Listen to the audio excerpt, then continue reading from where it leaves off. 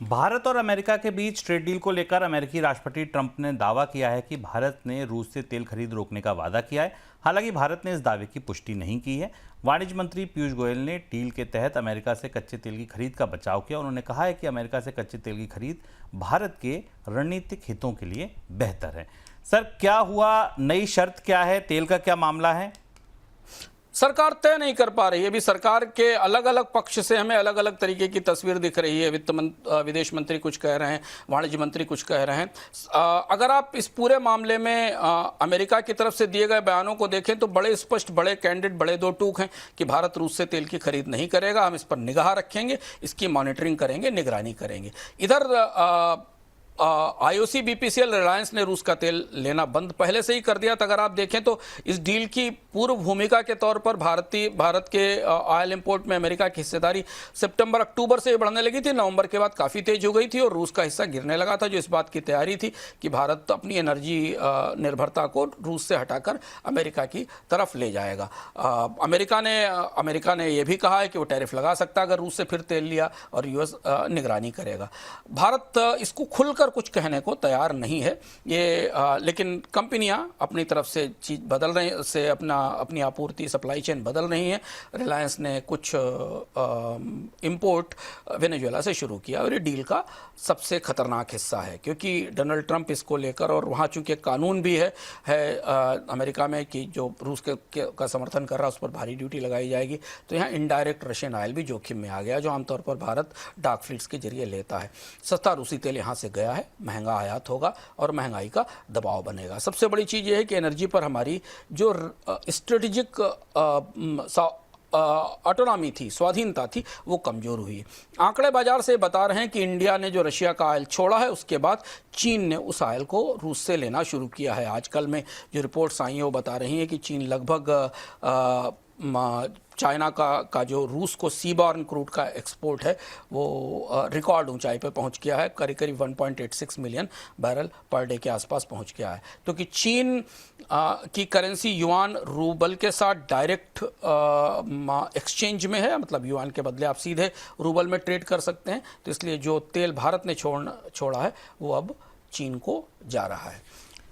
Sir, एक चीज़ समझना चाहेंगे यहाँ पर, अभी भारत करीब $50 बिलियन के आसपास का सालाना इंपोर्ट करता है अमेरिका से। 48 बिलियन के आसपास का नंबर है। 5 साल में अगर इसी रफ्तार से किया, कोई इजाफा नहीं हुआ, तो $250 बिलियन तो यहाँ से हम इंपोर्ट कर ही लेंगे। 500 में से आधा तो ये निपट गया। दूसरा सर, कच्चे तेल का इंपोर्ट पूरी तरीके से अगर शिफ्ट नहीं हुआ, थोड़ा भी शिफ्ट हो गया, $8-9 बिलियन का महीने का बिल बनता है करीब करीब क्रूड ऑयल का। तो आपको लगता है ये जो 500 बिलियन का बहुत बड़ा जो नंबर है, ये कुछ हद तक ये क्रूड ऑयल की खरीद से पूरा हो जाएगा? अकेले क्रूड ऑयल नहीं है शुभम, इसमें LPG पर 22 बिलियन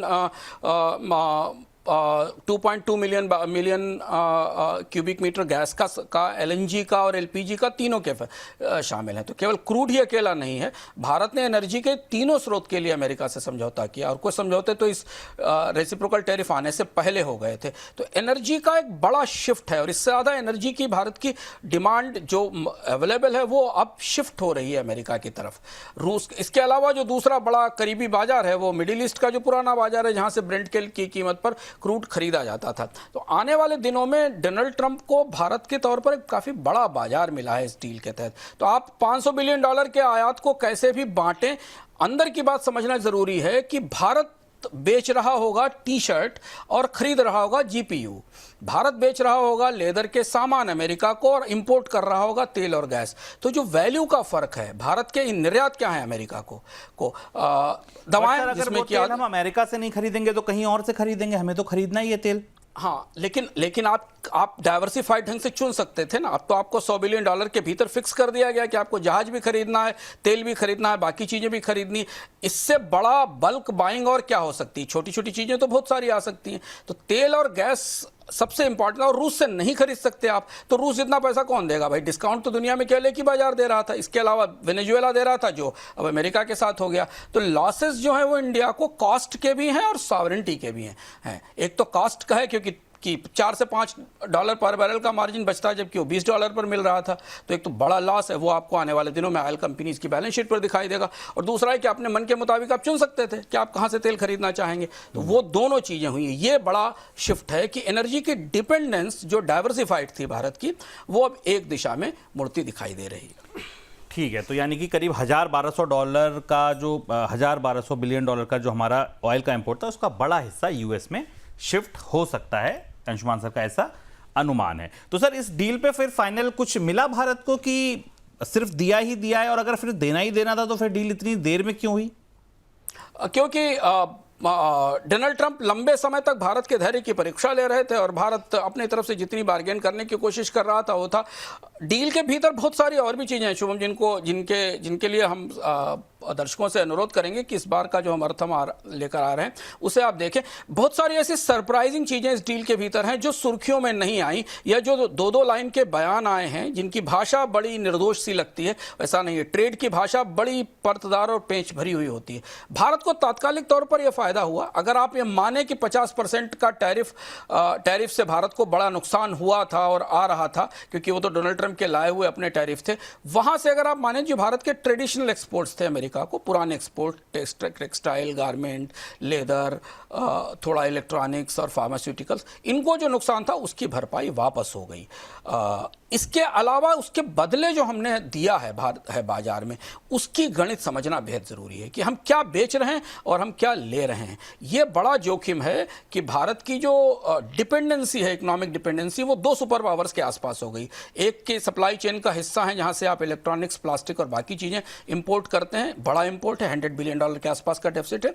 और दूसरी तरफ ये नई डिपेंडेंसी खड़ी हो गई जहां से आपको aircraft, defence equipment, GPU, data centre के सिस्टम्स और ऑयल और बाकी चीजें लेनी होंगी। इन दोनों ही देश ट्रेड को वेपन के तौर पर इस्तेमाल करते हैं। दोनों ने करके दिखाया है आपके सामने। तो आप यहां भारत की ट्रेड व्यवस्था के लिए एक अजीब सी ट्रिकी सिचुएशन बनती दिखाई देती है। तो तुरंत के तौर पर नुकसान जो थे उसमें से काफ़ी नुकसान रिकवर हो गए हैं, और वो जो पुराने एक्सपोर्ट्स के लिए थे, अब बाकी जब धीमे धीमे ये डील क्रियान्वयन में आएगी तो हमें समझ में आएगा। एक और बड़ा अंदर का हिस्सा है जो हम आपको टीजर के तौर पर बता देते हैं, आप अगली बार जब अर्थम देखेंगे तो उसमें समझ में आएगा। भारत ने एक और कमिटमेंट किया है, वो है अमेरिकी स्टैंडर्ड्स को अपनाने का।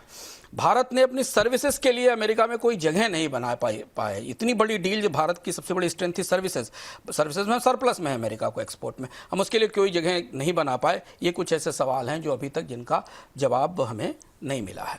तो चलिए 3 बातें बड़ी मोटी निकल के आई इस पूरी चर्चा से। पहली कि जो तत्काल नुकसान हुआ था बड़ा, वो कुछ हद तक भारत कम कर पाया और अपने जो आस पड़ोस के देश थे उनसे, कई देशों से कई मामलों में कॉम्पिटिटिवनेस में बेटर हुआ। दूसरा, जो एक बाजार था जहां पे हम अपनी कहीं से भी बाहर खरीद सकते थे, वहां हमारी डिपेंडेंस एक बाजार पर हो गई। ये एक पॉइंट है। बाकी डील का क्या असर होगा, कैसे होगा, वो धीरे धीरे जैसे जैसे डील रोल आउट होगी कंपनियों के नतीजों पर, जैसे अंशुमान जी ने एक इशारा दिया कि ओएमसीज के नतीजे देखिएगा, अगर महंगा तेल खरीदेंगे तो नुकसान, तो मुनाफे टूटेंगे। अगर डिस्काउंट पे तेल मिलेगा या इसी रेट पे तेल मिलेगा जिस पर अंतर्राष्ट्रीय बाजार में मिल रहा है, तो ओएमसीज पर असर नहीं पड़ेगा या वो बेहतर स्थिति में आएंगी। तीसरी जो एक बड़ी इंपॉर्टेंट बात थी वो ये जो अंशुमान जी ने कहा कि टीजर है कि भाई अर्थम इस बार का देखिएगा तो आपको इस डील को और समझ पाएंगे। यूएस के स्टैंडर्ड अपनाने की बात है, सर्विस सेक्टर पे हम कोई जगह नहीं बना पाए, यहां पर एक चीज जरूर हमने समझ की। अब एक जो मेरी सबसे बड़ी जिज्ञासा है वो यही है कि रशिया के ऑयल, ट्रंप शायद पिछले 1 हफ्ते में 5 बार बोल चुके हैं अलग अलग बयानों में कि भाई रशिया से तेल नहीं लेगा भारत, नहीं लेगा भारत, नहीं लेगा भारत। भारत ने अब तक एक बार भी ये नहीं कहा कि हम लेंगे या नहीं लेंगे।